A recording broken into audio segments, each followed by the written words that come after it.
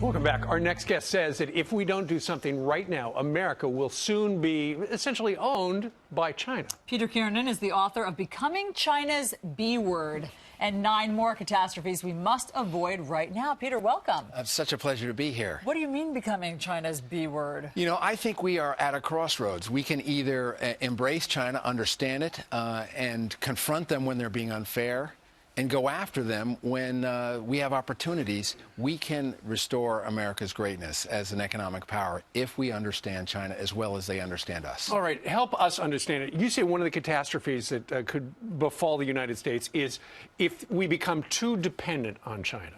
Precisely. We are right now in a position where China is a major supplier to us and our biggest banker.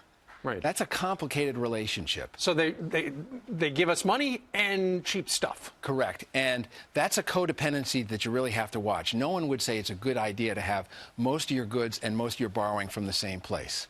What we have to do to kind of even things out is confront them where they're being unfair. And they are being unfair in some areas of trade. Well, George Bush has confronted them on monetary policy just as Barack Obama has, and they don't budge. Well, I think one of the things we have to do is act with teeth. One of the things you can't do is just be sort of generic and give toast and say, let's be fair.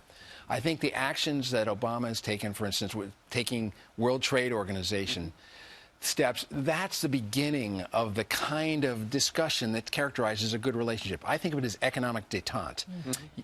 I want to move on to the next one because I want to get through your 3. You say that one of our problems that could get us into trouble is America's energy policy. Which part? Well, I think we have to finally and certainly declare energy independence. And that means making some very tough choices. But we have to begin that now. How do we do that? Well, there are a couple of ways. One is we have to do things like build the Keystone Pipeline. In my opinion, it will be built. That's a necessity.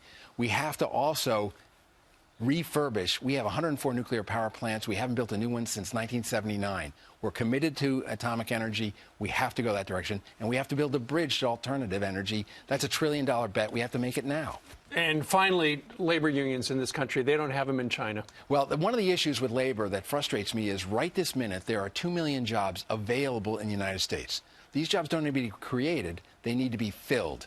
And city by city, we literally have to work together in granular form to get people plugged into the available jobs. So we're looking at 200,000 jobs a month. Imagine if we filled the available jobs today. Yeah. Makes perfect sense. Peter Kiernan, you're the author of Becoming China's B Word, as we like to say over breakfast time.